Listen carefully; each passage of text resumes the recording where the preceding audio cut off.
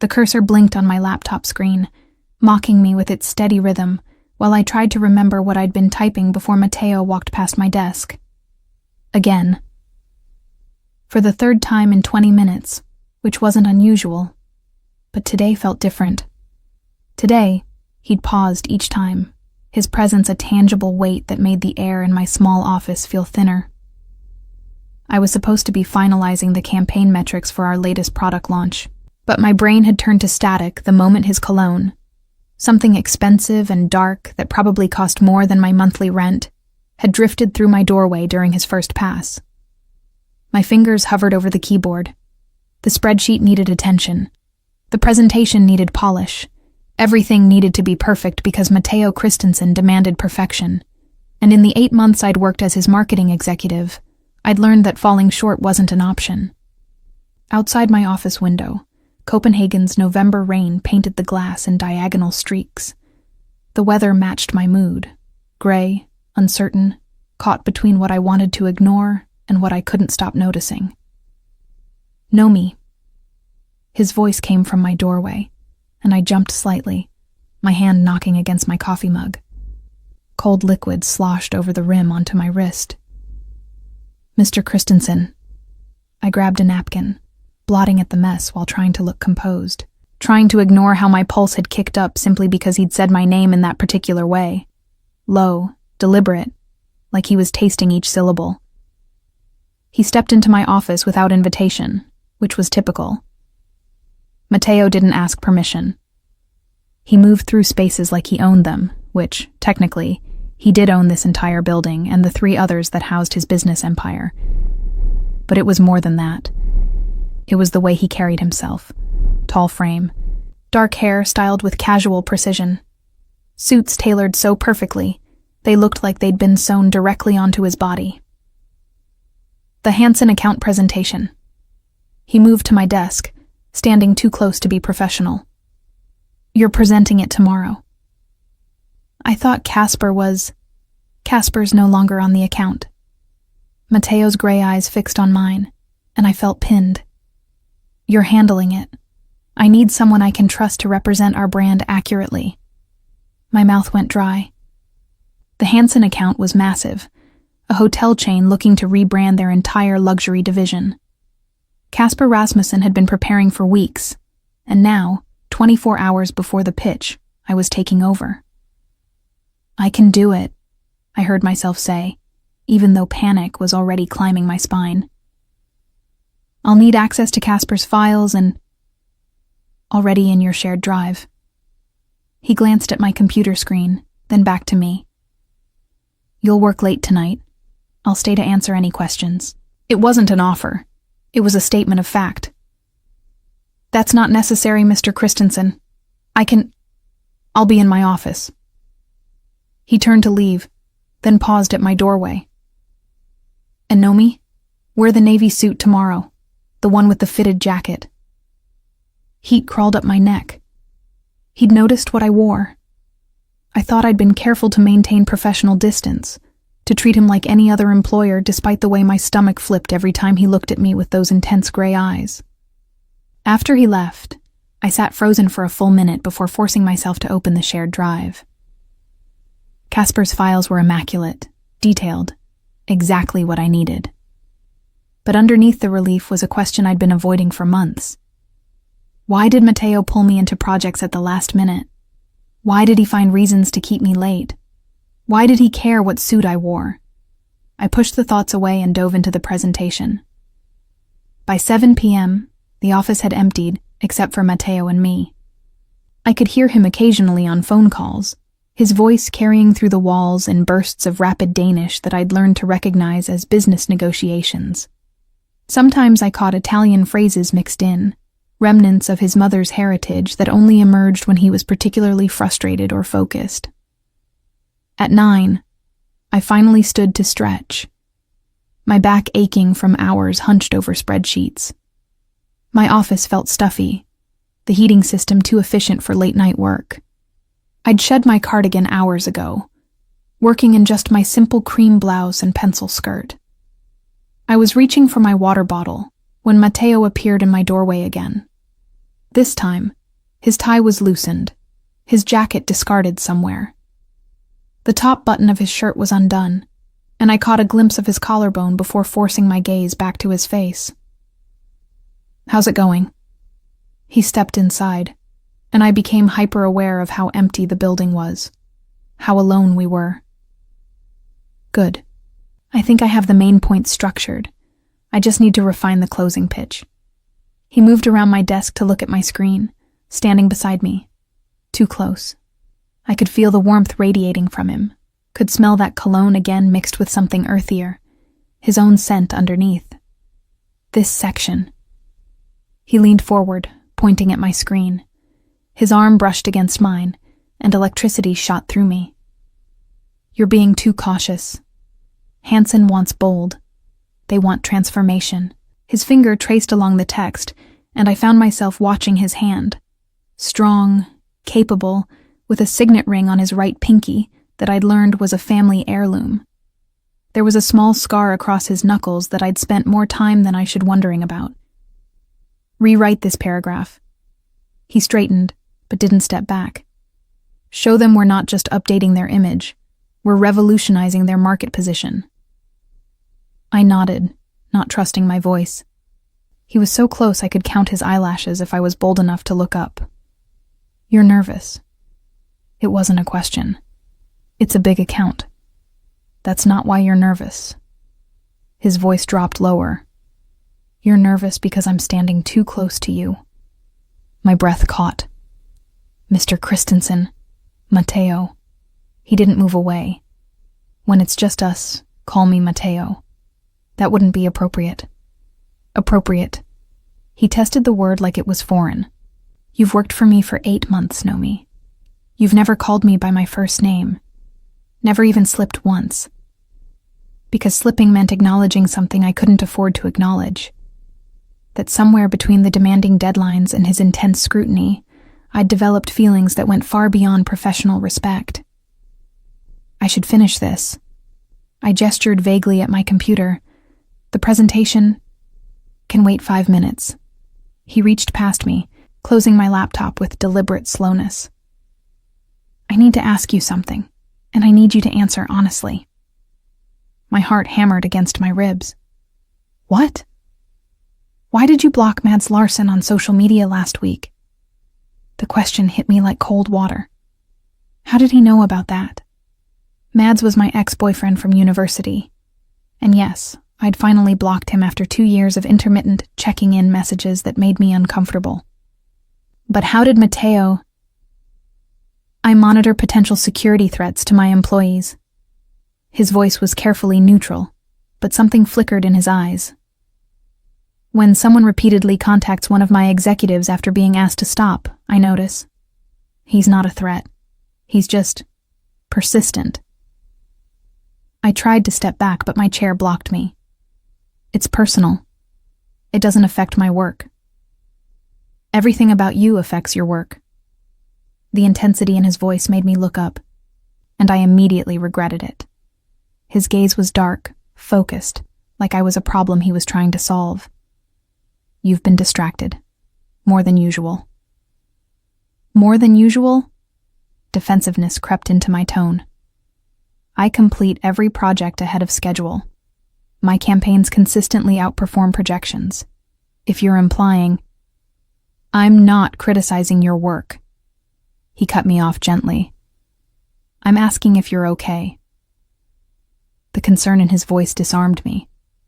Matteo Christensen, notorious for his ruthless business tactics, feared by competitors, known for dismantling careers with single sentences, was asking if I was okay? "I'm fine," I managed. "Mads and I dated for 4 years. We broke up 2 years ago. He struggles with closure. But I've handled it. By blocking him. By setting a boundary." I met his eyes, which is healthy and appropriate. Something that might have been approval crossed his face. Good. The silence stretched between us, heavy with things unsaid. I became aware of how late it was, how empty the building felt, how intimate this moment was despite the fluorescent lighting and office furniture. "You should go home." Matteo said finally, but he didn't move. It's late. You're still here. I'm always here. A hint of weariness touched his voice. The company doesn't sleep. I don't get that luxury. For the first time, I noticed the shadows under his eyes, the slight tension in his jaw. Matteo projected invincibility, but standing this close, I could see the cracks in the armor. The presentation will be perfect, I said softly. Thank you for trusting me with it. He studied me for a long moment. I trust very few people, Nomi. You're one of them. Then he stepped back, grabbed his jacket from where he'd apparently draped it over my spare chair, and left without another word. I stood there for several minutes after he'd gone, trying to steady my breathing, trying to convince myself that the conversation had been normal, professional, nothing to dissect. But my hands were shaking as I packed up my laptop. I took the train home to my small apartment in Nuremberg, the presentation files loaded on my tablet for final review. The November cold bit through my coat as I walked from the station, and I found myself thinking about Matteo's office. Always perfectly climate-controlled, always comfortable. My apartment was dark when I entered. My roommate Sophie was visiting family in Aalborg, so I had the space to myself. I should have felt relieved. Instead, the emptiness felt oppressive. I changed into comfortable clothes, made chamomile tea, and settled onto my worn couch with my tablet. But before opening the presentation files, I made a mistake. I opened Instagram. My latest post was from last weekend, a photo Sophie had taken of me at a cafe, laughing at something off camera. I looked happy in it, relaxed in a way I rarely felt at work. The cream sweater I wore brought out the warmth in my brown eyes, and for once, my perpetually anxious expression had smoothed into something almost peaceful. The post had the usual likes and comments from friends, but one comment, posted 3 hours ago, made my stomach drop. Schmads I miss you. We should talk. I stared at the words, feeling the familiar mixture of guilt and irritation. Mads had been my first serious relationship, and ending things had been painful for both of us. But I'd been clear. We wanted different things. He wanted security and routine. I wanted growth, even if growth meant uncertainty. Blocking him last week had felt empowering. Seeing him circumvent it by commenting publicly felt violating. I was reaching to delete the comment when a new notification appeared. And Matteo Christensen replied, "My girl." My breath stopped. Matteo had Instagram? I'd never seen him use social media. His company had official accounts, but I'd assumed he delegated all that to the communications team. Yet here was his verified profile, minimal posts, thousands of followers, and a comment on my photo that had just exploded my carefully maintained professional boundaries. My girl. 2 words that changed everything. I didn't sleep. How could I, when those 2 words kept replaying in my mind like a glitch in reality? My girl, posted publicly where anyone could see. My colleagues, my friends, my ex-boyfriend who'd prompted this entire mess. By 6 a.m., I gave up on rest and showered, my movements mechanical. The navy suit Matteo had mentioned hung in my closet, and I found myself staring at it with a mixture of resentment and something more complicated. He'd noticed this suit specifically, which meant he'd been paying attention to my wardrobe, cataloging details I thought I'd kept invisible. The fitted jacket hugged my frame perfectly, professional but undeniably feminine. Paired with a silk blouse and modest heels, I looked capable, confident, like someone who could present a 1,000,000 kroner account without her voice shaking, like someone who could confront her boss about crossing boundaries. My phone buzzed as I applied minimal makeup. A text from Sophie. Matteo Christensen called you his girl? What is happening? I ignored it. I'd deal with Sophie's interrogation later. The office building looked different in early morning light, all glass and steel, imposing. Matteo's empire made tangible. I'd been so focused on surviving each day that I'd never really considered what it meant to work for a man like him. What power he wielded, not just in business, but in the shadowy spaces where business intersected with things people didn't discuss openly. I'd heard whispers, rumors about his family's connections, about deals made in smoke-filled rooms, about competitors who'd suddenly decided to relocate. Nothing concrete. Nothing I could point to and say, this is proof. But the whispers existed, carried on the same wind that brought his reputation for ruthlessness. And now he'd claimed me publicly. I arrived at 7:30 to find the office already humming with activity. My colleagues glanced at me as I passed, their expressions ranging from curious to envious to concerned. Apparently, everyone had seen the Instagram comment. Nikolai Peterson, Mateo's right hand, stopped me outside my office. He was a mountain of a man with kind eyes that seemed incongruous with his intimidating build. Know me. His voice was gentle. Mr. Christensen wants to see you before the Hansen presentation. 9 a.m. in his office. About the presentation? He didn't specify. Nikolai's expression was carefully neutral. But I'd prepare for multiple topics. After he left, I locked my office door and allowed myself exactly 3 minutes to panic. My breathing came fast and shallow, my hands trembling as I gripped the edge of my desk. What was I doing? I should march up to Mateo's office right now and demand he explain himself. Or I should quit. Or I should... A knock interrupted my spiral. Know me? Sophie's voice filtered through the door. Let me in. I unlocked it to find my best friend holding 2 coffees and looking determined. Sophie Hansen, no relation to the hotel chain she always clarified, was everything I wasn't. Bold, outspoken, unapologetically herself. We'd been assigned as roommates during university and had been inseparable since. You look like you're about to throw up. She thrust a coffee at me. Drink, breathe, talk. I can't talk about this. He called you his girl on a public Instagram post. Sophie closed my office door behind her. That's not a can't talk about it situation. That's a requires immediate debriefing situation. I sank into my chair. I don't know what it means. It means your insanely hot, terrifyingly powerful boss just publicly claimed you. Sophie perched on my desk. Question is, how do you feel about that? How did I feel? Confused, terrified, exhilarated. Like I'd been seen in a way I'd been trying to avoid being seen for 8 months. He has no right, I started. Does he? Sophie interrupted gently. Know me. I've watched you pretend not to notice how he looks at you. How he finds excuses to keep you late. How he shows up wherever you are in the building like he's magnetically pulled to your location. That's just, he's particular about the work. He wants things done correctly. He wants you. Sophie's voice was matter of fact. And unless I'm completely misreading the past 8 months, you want him too. I opened my mouth to deny it, then closed it again. What was the point of lying to Sophie? She knew me too well. It doesn't matter what I want, I said finally. He's my employer. There are rules.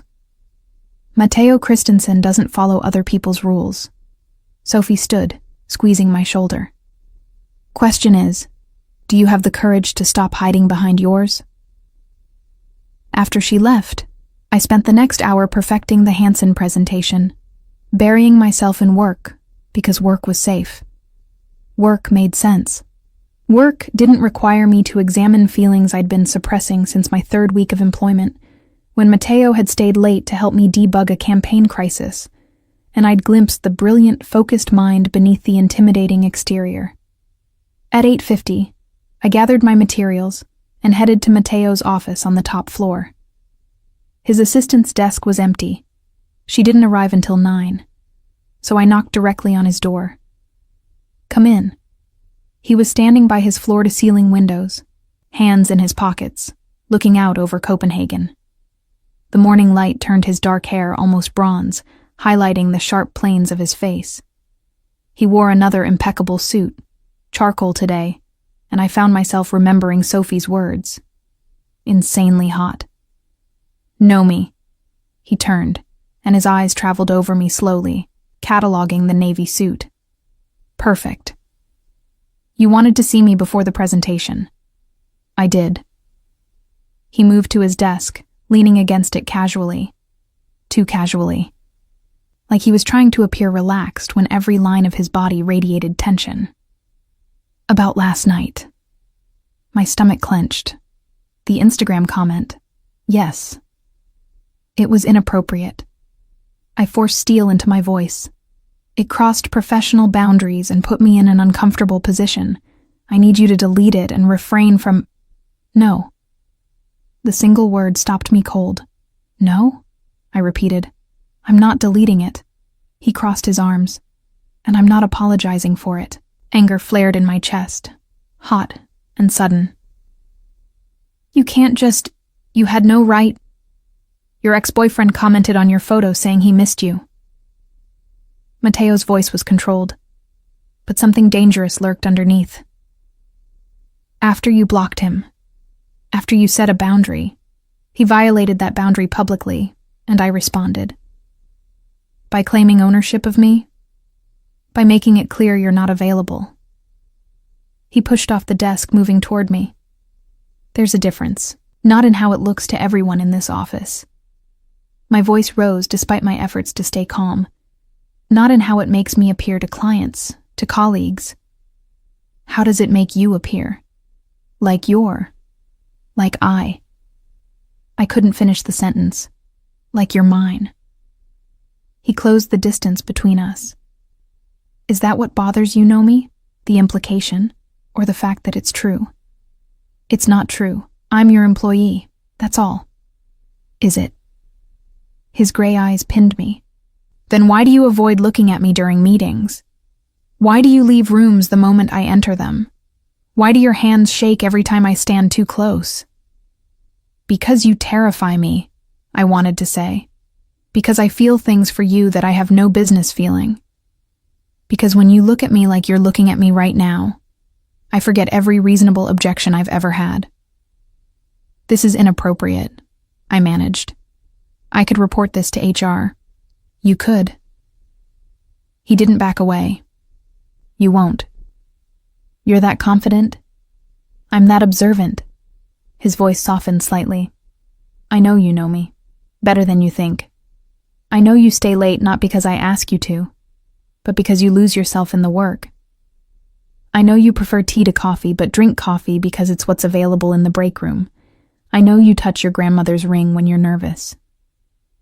His gaze dropped to my right hand, where I was indeed spinning the delicate gold band I never removed. I know you're brilliant and underestimated and so careful about letting anyone see who you really are. My throat tightened. Stop. Why? Because I'm saying things you don't want to hear? Or because you've spent 8 months pretending you don't feel what I know you feel? You don't know what I feel. Then tell me I'm wrong. He was so close now I could feel his breath. Tell me you don't think about me when you're alone.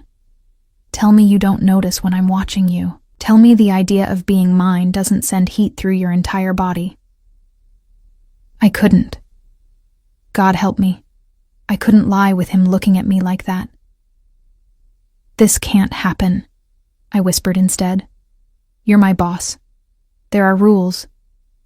I don't care about rules. His hand came up, fingers ghosting along my jaw without quite touching. I care about you. The admission hung between us, heavy with implications. My mind raced through objections, the power dynamic, the professional consequences, the complications. But my body had already made its decision, swaying toward him like a compass finding north. Mateo. His name felt strange on my tongue. Intimate. I can't lose this job. I can't afford... You'll never lose this job. His voice was fierce. Not while I'm breathing. But I need to know. Is it just the job you're afraid of losing? Or is it something else? What else? My carefully constructed walls. My safety and emotional distance. The person I'd convinced myself I needed to be. Professional, untouchable, safe. Before I could answer, his phone buzzed. He glanced at it, frustration flickering across his face. The Hansen team is early. They're in the conference room. He stepped back, and I felt the absence of his proximity like a physical loss. We'll finish this conversation later. Matteo, later, Nomi. His voice carried a promise and a warning. After you dazzle them with your presentation. The Hansen pitch went flawlessly. I presented with a confidence I didn't entirely feel, channeling nerves into energy. The hotel executives nodded approvingly. Matteo sat at the head of the conference table, his expression neutral, but I felt his attention on me throughout. Tracking my movements, noting when I improvised, silently supporting. When I finished, Mr. Hansen himself stood to shake my hand. Brilliant work, Ms. Thompson. Exactly the fresh perspective we needed. After they left, my colleagues congratulated me. Casper Rasmussen, the executive I'd replaced on the account, approached with a tight smile. Nice presentation, he said, though his eyes were cold. Mr. Christensen clearly has faith in you. The implication was clear, and now everyone knew why. I retreated to my office, exhaustion crashing over me. My phone showed 17 unread messages, Sophie demanding updates, my mother asking about dinner this weekend, and several texts from numbers I didn't recognize. Colleagues gossiping, probably. And one text from Matteo, sent during the presentation. You were perfect. My office, 6 p.m. I stared at it for a long time, trying to decide if I had the courage to show up. I did show up, of course. Because despite every reasonable objection, every professional boundary I should have maintained, I needed answers. And maybe I needed to stop hiding from what I'd been feeling since my second month of employment, when Matteo had defended my campaign strategy in a board meeting with such fierce conviction that I'd realized he actually listened to me, saw me, valued my ideas in ways my previous employers never had. His office was dark when I entered at 6 p.m., lit only by the amber glow of desk lamps. Matteo stood by the windows again, Copenhagen's evening skyline glittering behind him. He'd shed his jacket, his white shirt rolled to the elbows, revealing corded forearms. The vulnerability of the gesture struck me. This small concession to comfort from a man who usually presented flawless control. Close the door, he said without turning. I did, my heart hammering. The Hansen account loved you. He faced me then, and something in his expression made my breath catch. Pride? Possessiveness? They specifically requested you for all future projects. That's good for the company. It's good for you. He moved toward his desk, pouring 2 glasses of whiskey from a crystal decanter. You deserve recognition for your work. He offered me 1 glass. I took it, our fingers brushing. Electricity shot through me at the contact, and from the way his jaw tightened, he'd felt it too. I didn't come here to discuss the Hansen account, I said, forcing steadiness into my voice. I know. He took a deliberate sip, his eyes never leaving mine. You came for answers. You said we'd finish our conversation, the one about, I gestured vaguely, about why you think you have the right to call me yours. Not think, no. He set down his glass. And before you object again, let me show you something. He moved to his desk, opening a locked drawer. From it, he pulled a file folder. My name was printed on the tab. When I hired you 8 months ago, he began, it was because your portfolio was exceptional. Your campaigns for that struggling bookshop chain in Odense. You didn't just increase their visibility. You gave them an identity, made people care about something they'd ignored for years. I remembered that project. It had been a labor of love, working with a family-owned business that was being crushed by corporate competitors. I'd crafted a campaign around the owner's story, their passion for literature, their role as community gathering space. It had felt personal in ways most marketing never did. I didn't expect to care about you beyond your professional value, Matteo continued, opening the file. But then you started working for me, and I noticed things. He pulled out a paper, a performance review from my 3-month evaluation. My scores were exceptional, but there were handwritten notes in the margins. Matteo's handwriting. Stays late even when not required. Genuinely cares about project outcomes beyond metrics. Defensive about creative choices. Good. Means she has conviction. Avoided eye contact during review. Interesting. My face heated. You've been documenting me? Observing. He pulled out more papers. 4 months in, you launched the Rasmussen jewelry campaign. You remember? I nodded. It had been my first major solo project for his company. You stayed until midnight 3 days in a row perfecting the visuals. Nikolai reported finding you asleep at your desk on day 2. He handed me a photo, one I'd never seen. Me, slumped over my keyboard, exhausted. Someone had draped a blanket over my shoulders. You did this? I touched the photo. I told Nikolai to make sure you were warm, to order food to your office. His voice was soft. Even then, I knew I was in trouble. Trouble? You consumed my thoughts. He met my eyes directly. I'd be in critical negotiations, 1,000,000 kroner decisions, and I'd wonder if you'd eaten lunch, if you were cold, if that Mads idiot was bothering you again. My mouth went dry. Matteo. 6 months in, I realized what was happening. He closed the folder. I was falling in love with my employee, with a woman so carefully professional that I had no idea if she felt anything for me beyond polite respect. The word love echoed through the office, impossible and real. You can't love me, I whispered. You barely know me. I know you. His intensity was overwhelming. I know you take your tea with honey and lemon. I know you walk to work even in rain because you like the time to think.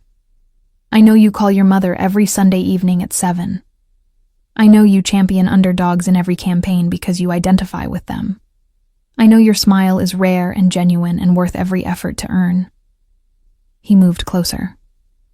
I know you're terrified of being vulnerable, of letting anyone see the parts of you that aren't carefully curated professional perfection. Tears burned behind my eyes. Stop. Why? Because I'm right. Because it doesn't matter. The words burst out, raw and desperate. Even if what you're saying is true, it doesn't change the reality. You're my employer. This is impossible. Why is it impossible? Because you hold all the power. I set down the whiskey glass before I dropped it. Because if this goes wrong, I lose everything and you lose nothing. Because everyone in this office already thinks I'm sleeping with you for advancement, and actually doing it would just confirm. Then quit. I stared at him. What? Quit? His voice was calm, certain. If the employer-employee dynamic is the problem, remove it. I'll write you a recommendation that will get you hired anywhere in Copenhagen. Any company would be lucky to have you. You're insane. I'm in love with you. He said it like it was simple fact. And I'm offering you a way to remove the obstacle you keep hiding behind. I can't just quit. I have rent, student loans. I'll cover your expenses until you find something else. He waved off my objection before I could voice it. Not as payment, as support. The way people who care about each other offer support. My mind reeled. You're serious. Completely. He closed the final distance between us. I want you, Nomi. Not as my employee. Not as some conquest. I want you as my partner. As someone I come home to, as someone who challenges me and trusts me and lets me see all the parts of her she hides from everyone else. You don't want me. I shook my head, panic rising. You want some idealized version you've constructed. You don't know about my anxiety, my insecurities. You don't know that I cry during stupid commercials, or that I'm terrified of being abandoned, or that I... Show me. He cupped my face gently, his thumbs brushing my cheekbones. Show me all of it. The anxiety, the fear, the parts you think are too much. Let me prove I want those parts too. And suddenly I was crying, really crying, in my boss's office, 8 months of suppressed feelings spilling over. Mateo pulled me against his chest, one hand cradling the back of my head, while the other pressed against my lower back. He didn't shush me or tell me to stop. He just held me, solid and warm, while I soaked his expensive shirt with tears. I'm so tired, I admitted against his chest. Tired of being careful, of hiding. Then stop hiding. His voice rumbled through me. At least with me. You're safe here, Nomi. I promise you that. I pulled back to look at him, and what I saw in his face stole my breath. Tenderness, certainty, and underneath it all, vulnerability that matched my own. If I say yes to this, I said carefully, I need things from you too. Name them. Honesty. Complete honesty about who you are and what you do. Something flickered in his expression. Know me? I've heard the whispers, Mateo, about your family connections, about business deals that happen in shadows. If we're doing this, I need to know what I'm stepping into. He was quiet for a long moment. Then he nodded slowly. My family has. Complicated history. My grandfather built this empire through methods that weren't always legal. My father tried to legitimize everything, and I've continued that work. But yes, there are still shadows, still connections to people who operate in gray areas. His jaw tightened. I've worked hard to separate my business from that world, but it's there. It follows me. Is there danger? Not to you. Never to you. The fierceness in his voice was absolute. Anyone who touched you would face consequences they couldn't imagine. It should have scared me. Instead, I felt strangely protected. I need independence, I continued. Room to make my own choices. I can't be someone's possession. You're not a possession. He traced my jawline gently. You're a partner, equal in all ways that matter. I need time to think about quitting, about us. This is moving too fast. Take all the time you need. He kissed my forehead, the gesture so tender it made my chest ache. But know me. I'm not going anywhere, whether you're my employee or not, whether this takes weeks or months to figure out. I'm here, waiting for you to be ready. We stood there in his office, holding each other as Copenhagen's lights glimmered outside. And for the first time in 8 months, I let myself admit the truth. I was falling for Matteo Christensen, and maybe, just maybe, that was okay. I didn't quit immediately. Not because I doubted Matteo's sincerity, but because I needed to prove something to myself. That I could navigate this situation without losing my professional identity. That choosing him didn't mean erasing me. The week after our conversation in his office, something shifted in how we moved around each other. At work, we maintained professional distance, but the awareness crackled between us constantly, a live wire neither of us could quite ignore. Matteo found small ways to show he meant his promises. When Casper made a snide comment about my Hansen account success in a meeting, Matteo's response was swift and brutal, reassigning Casper to grunt work projects until his attitude improved. When I stayed late on a particularly demanding campaign, food appeared at my desk. Always my favorites, always with a note in Matteo's handwriting. You need to eat. M. Don't skip dinner again. M. Stop working and go home. The campaign can wait until morning. I saved every note. The Thursday after our talk, Matteo asked me to dinner, not as employer and employee, as two people figuring out what they meant to each other.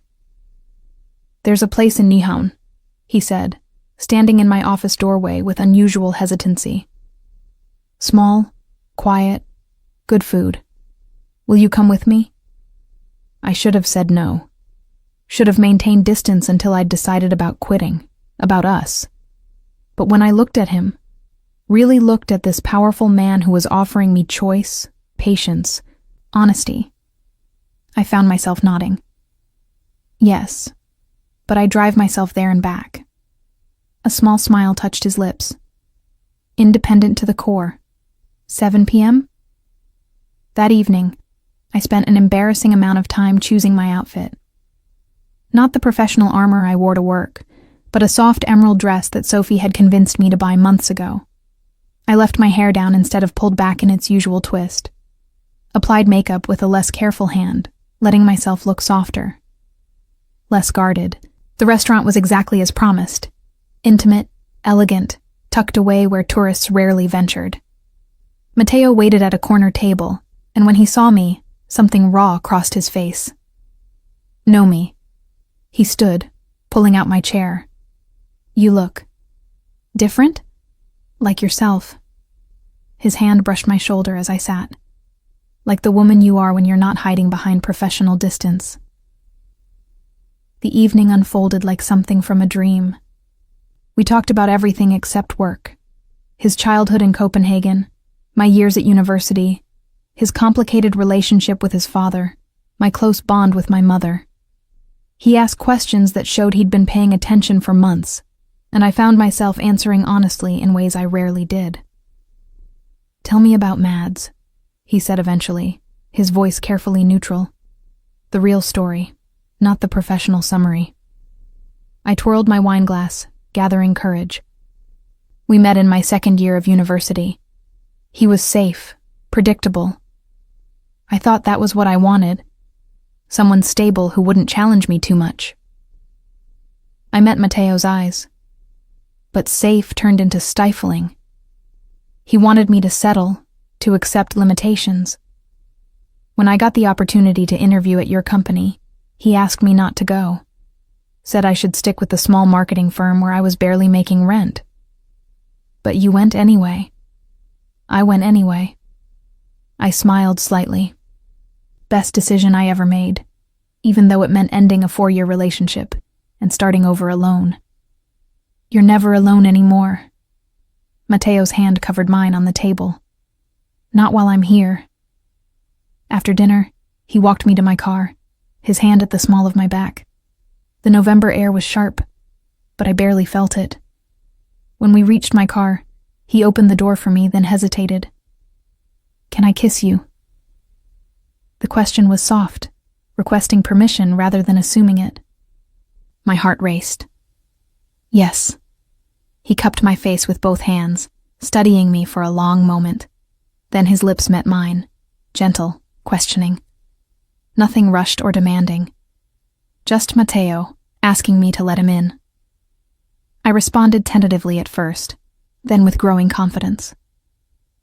My hands found his chest, feeling his heart hammer under my palms. The kiss deepened, and I tasted wine and promise and the beginning of something I'd been denying for too long. When we broke apart, both breathing hard, Matteo rested his forehead against mine.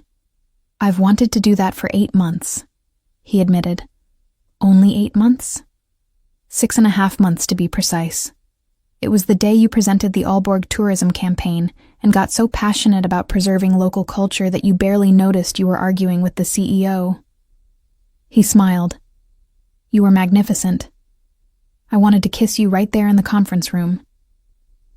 That would have been inappropriate. Most of what I feel for you is inappropriate.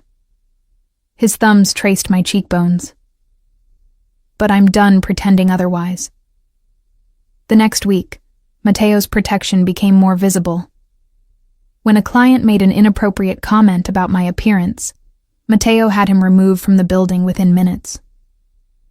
When someone leaked office gossip suggesting I'd slept my way to the Hansen account, Matteo launched an internal investigation that ended with 2 firings. "You can't fire everyone who says something about us," I told him after the second incident. "I can and will." His voice was steel. "You deserve respect. Anyone who can't provide that doesn't belong in my company." His intensity should have frightened me. Instead, I found it oddly freeing. For years, I'd absorbed disrespect with professional smiles, told myself to rise above it. Having someone willing to fight for me felt revolutionary. But with protection came possessiveness. Matteo started finding reasons to interrupt when male colleagues spoke to me. He'd appear at my office door during lunch if I mentioned eating with coworkers. He tracked my movements through the building with a focus that bordered on obsessive. 2 weeks after our first dinner, I confronted him about it. "You need to stop hovering," I said, standing in his office after everyone else had left. "I appreciate the support, but this is getting excessive." "Excessive?" He looked genuinely confused. "I'm ensuring your safety." "I'm in an office building, Matteo, not a war zone." "You don't know what people are capable of." Something dark flickered in his expression. "Especially people who feel threatened by your success." "So you're going to follow me everywhere? Monitor every interaction?" "If necessary." "That's not protection. That's control." The word hung between us, sharp-edged. Matteo was silent for a long moment.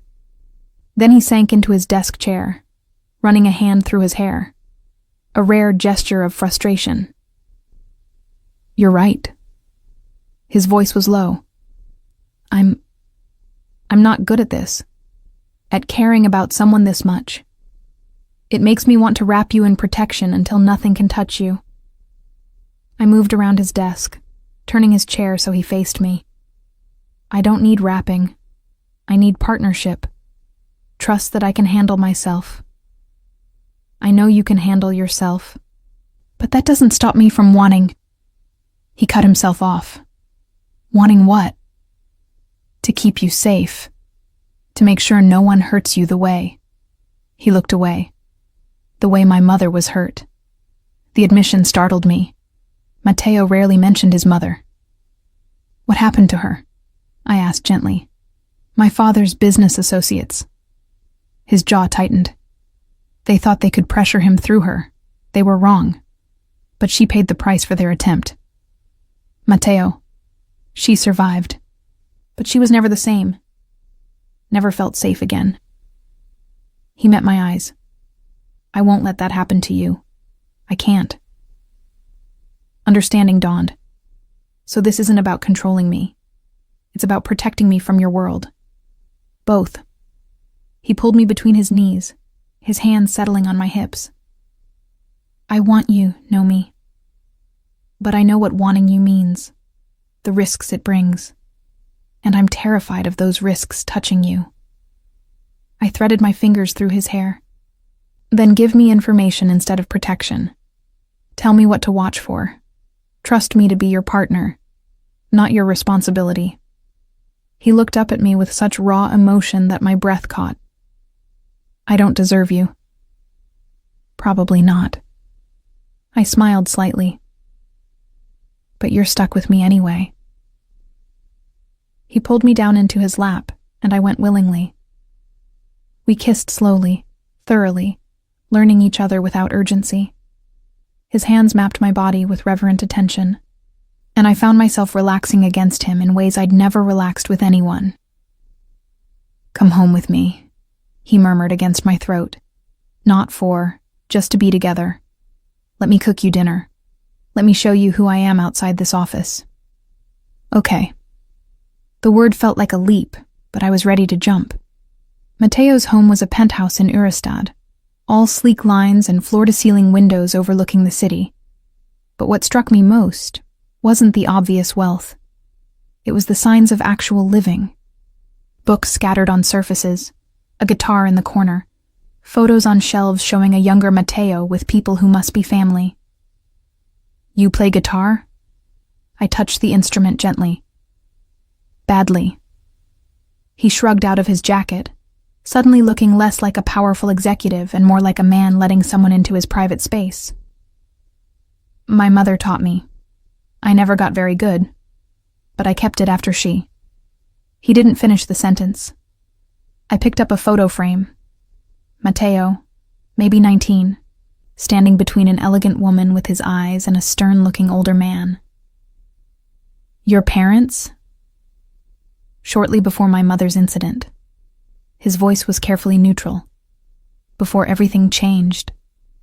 I set the photo down, turning to face him. Tell me about it, the real story. So he did. We sat on his modern couch, Copenhagen glittering below us, while Matteo talked about growing up in a family where business and danger intertwined.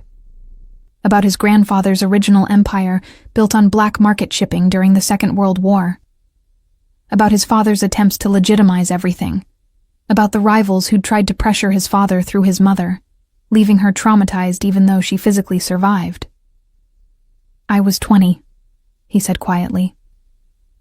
Old enough to understand what happened, but too young to prevent it.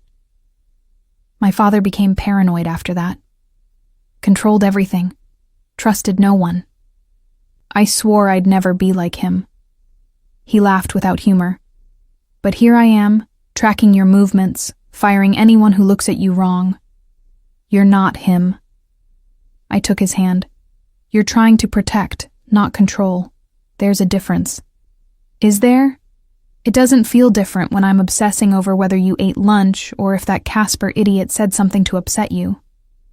The difference is, you listen when I tell you to stop. I squeezed his hand. You're aware enough to recognize your behavior. That's not your father. That's you trying to do better. He pulled me against him, and I nestled into his side, feeling the solid warmth of him. We stayed like that for a long time, not speaking. Just existing together. Eventually, Matteo cooked. Actual cooking, not ordering in. He moved around his kitchen with surprising competence, making pasta carbonara while I watched from a bar stool, asking questions about the recipes his mother had taught him. She was French originally, he explained, stirring cream. Met my father during a business trip to Paris. Everyone said it wouldn't work. Different worlds, different expectations. But they loved each other fiercely, until they couldn't anymore. What changed? Fear. He plated the food with precision. Fear of losing each other. It consumed them until there was nothing left but the fear.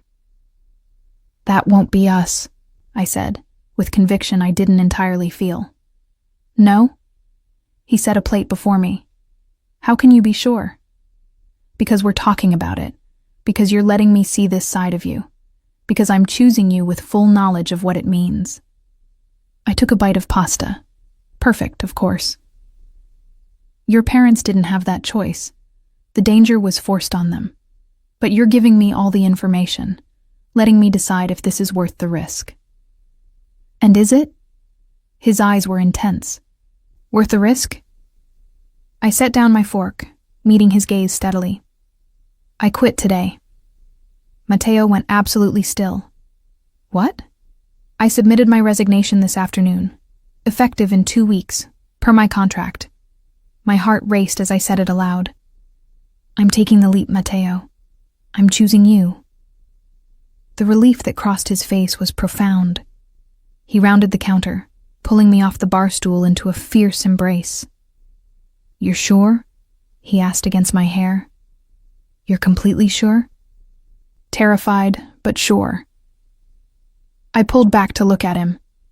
I have interviews lined up at 3 companies, all of them excited about my work. I'll be fine professionally.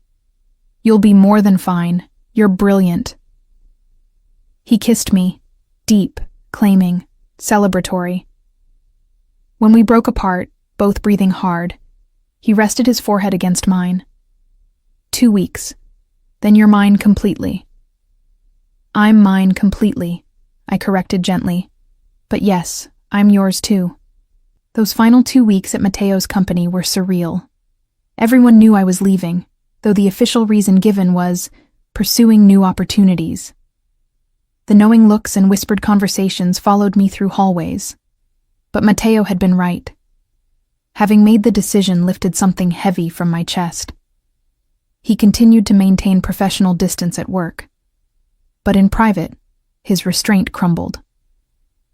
We spent every evening together, sometimes at his penthouse, sometimes at my modest apartment that he found charming despite its worn furniture.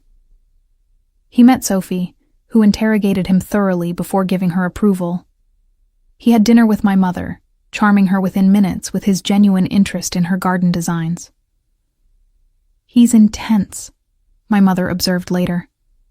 "But he looks at you like you're his entire world. Don't take that lightly, Nomi." I couldn't. Because the more time I spent with Matteo, the more I understood the depth of what he was offering. Not just wealth or protection, but genuine partnership with a man who saw me, really saw me, in ways I'd never been seen before.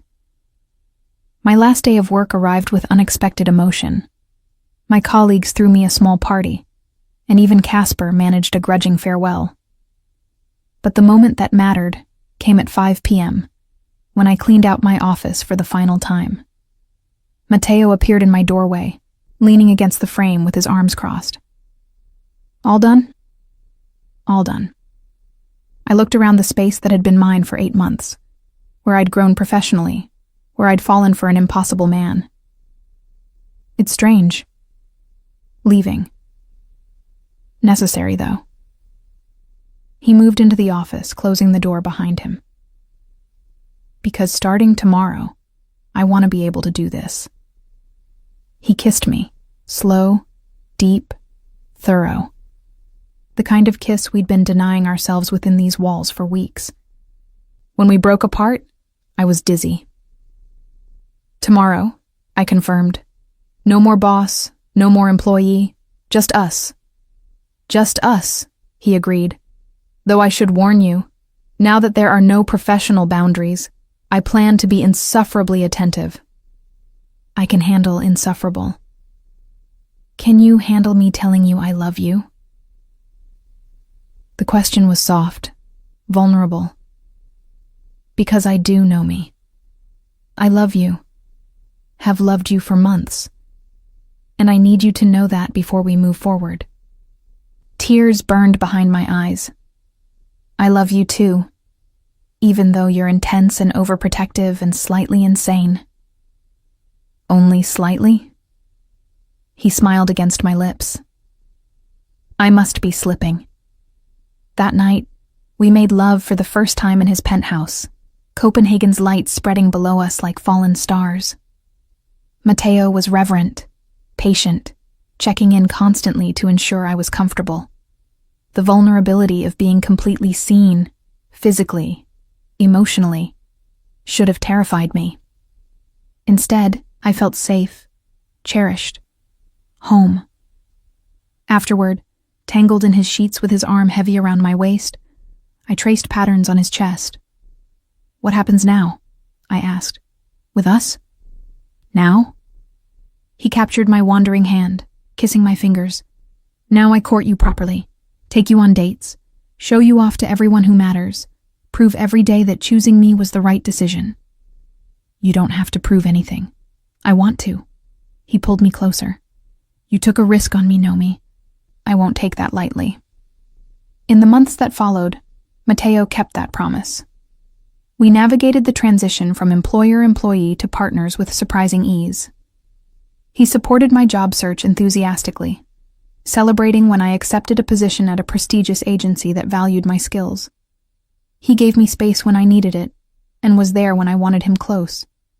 But he also showed me his world, the complicated dance of legitimate business and shadow connections. He introduced me to people whose names appeared in newspapers, whose handshakes carried weight, and slowly, carefully, I built my own network within that world.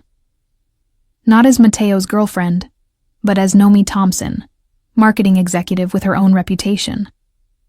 6 months after leaving his company, Matteo took me back to the restaurant in Nyhavn, where we'd had our first real date. Over dessert, He handed me a small box. Inside was a key. "To the penthouse," he explained.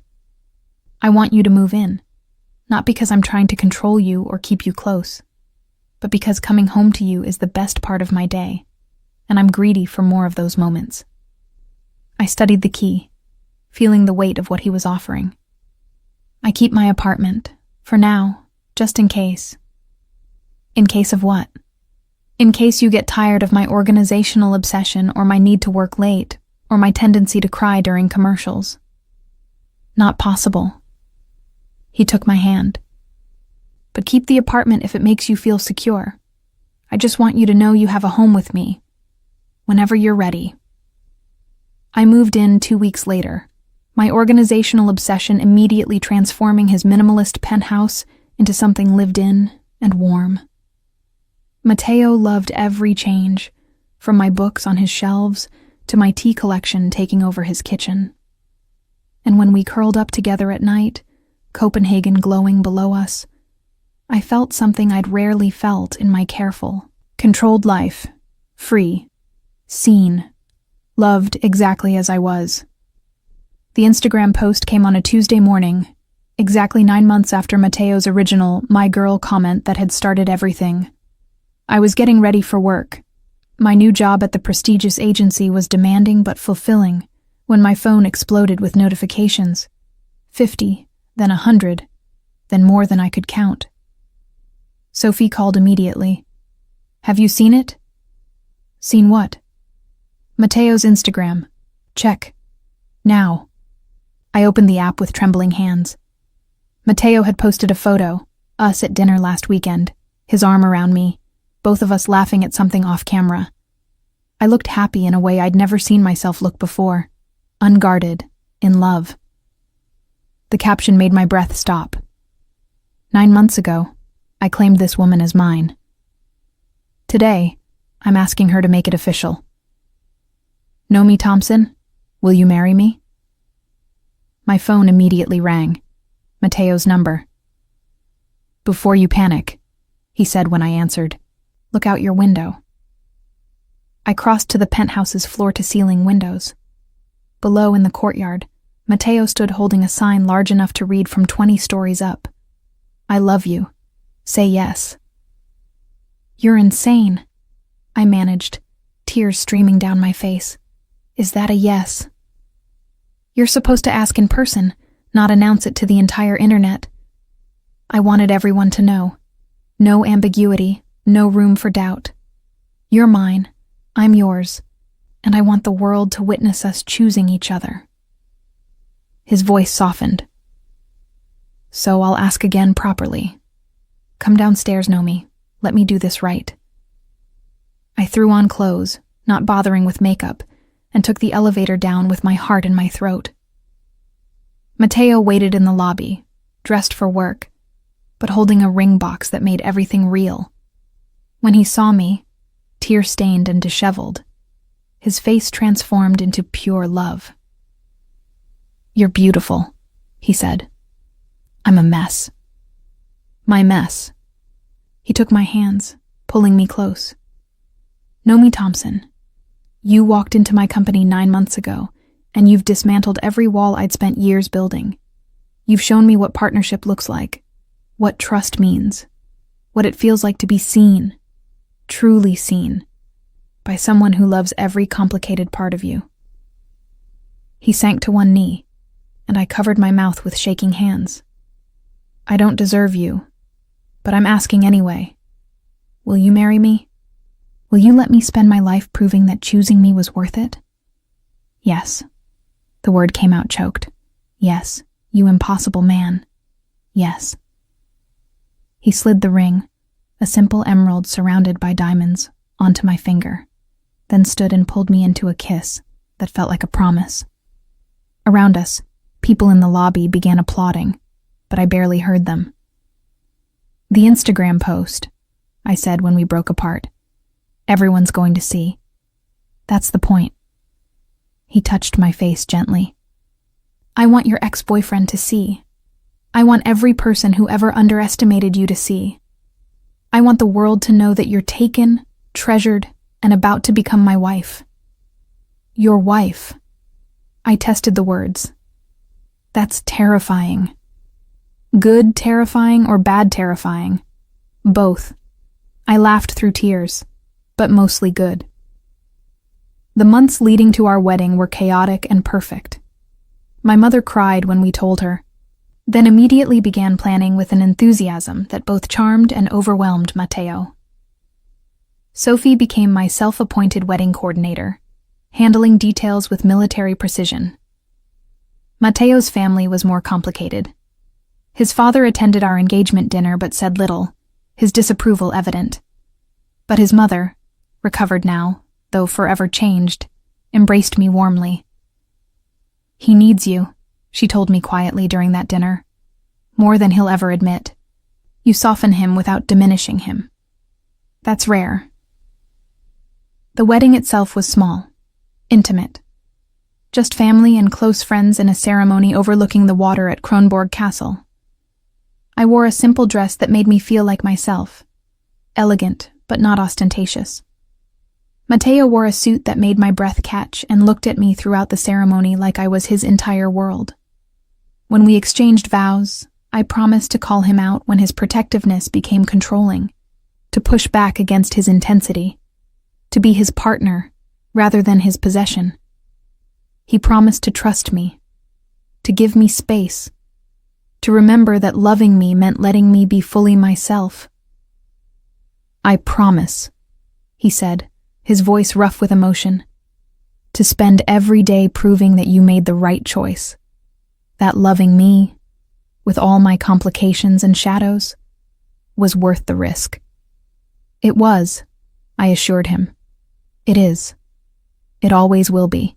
Our first year of marriage taught us how to navigate the balance between his protective instincts and my fierce independence. Matteo struggled when I took on a high-profile campaign that required travel. He worried when I insisted on keeping my own career rather than becoming simply Mrs. Christensen. But he also listened when I explained that I needed to be more than his wife, that my identity mattered. And slowly, I watched him transform. Not into someone different, but into a fuller version of himself. The man who'd been so controlled, so careful about showing vulnerability, learned to let me see his fears. The intensity that had once manifested as possessiveness became fierce support for my ambitions. You're changing me, he admitted one night as we lay tangled together. Good change or bad change? Terrifying change. He kissed my forehead. The kind where I can't imagine who I was before you. 2 years into our marriage, I became pregnant. Unexpected, unplanned, but undeniably wanted. Matteo's reaction was pure terror mixed with joy, immediately tripling security, obsessing over prenatal care, reading every book on fatherhood he could find. You're spiraling, I told him gently when I found him at 2 a.m. researching childhood development. I want to be ready. You can't prepare for everything. I took the book from his hands. But you can trust that we'll figure it out together. Our daughter was born on a spring morning, tiny and perfect and loud. Matteo held her with such reverent care that I cried watching them. He'd built an empire, commanded respect through fear and strategic brilliance. But this small human reduced him to awed vulnerability. She's ours, he whispered, touching her small hand. We made her.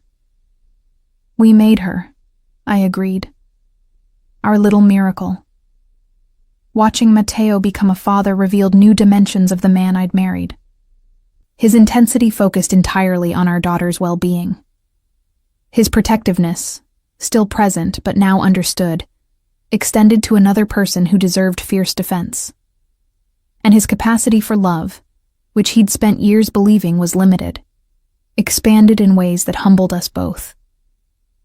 5 years into our marriage, I stood in our penthouse looking out at Copenhagen. Our daughter played nearby with blocks, her dark hair, Matteo's hair, falling into her face. My career had flourished, my confidence grown. I'd built a life that was mine while also being ours. Mateo came home, immediately swept our daughter into his arms, then crossed to kiss me with familiar passion. "How was your day?" he asked. "Exhausting. Brilliant. Yours?" "Better now." He pulled me close, our daughter between us. This is what I needed. Not just you, though you're everything, but this life we've built. This family. "No regrets?" I teased. "About the intense, overprotective tendencies? About falling for your former employee?" "Not a single one." He kissed me again. "Best decision I ever made was putting that Instagram comment on your photo." "You mean the territorial, possessive comment that announced to the world I was yours?" "Exactly that one." His smile was unrepentant. "Because it led to this. To you saying yes. To everything that matters. And looking at my husband. This impossible, intense, deeply loving man who'd seen me when I was hiding. I knew he was right. Some loves were safe. Some were expected. But ours? Ours was the kind that changed everything. The kind that demanded courage and honesty and constant choosing. The kind that was worth every risk, every complication, every moment of vulnerability. The kind that transformed two guarded people into partners who'd built something real. "I love you," I said simply. "I know."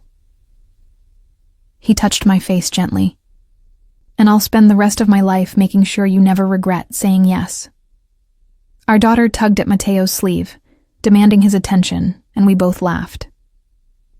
This beautiful, complicated, perfectly imperfect life was what we'd built together. And it was everything. When a powerful man learns to kneel, not in weakness, but in devotion, that's when true partnership begins. Nomi's journey from hiding in professional boundaries to embracing bold, authentic love reminds us that the most transformative relationships don't diminish us. They reveal who we've always been beneath the fear. If you've ever found yourself choosing courage over comfort, I'd love to hear about it. What's one moment when you stopped hiding and let someone truly see you? Hit like if this story touched your heart, and share your own moment of choosing love despite the fear.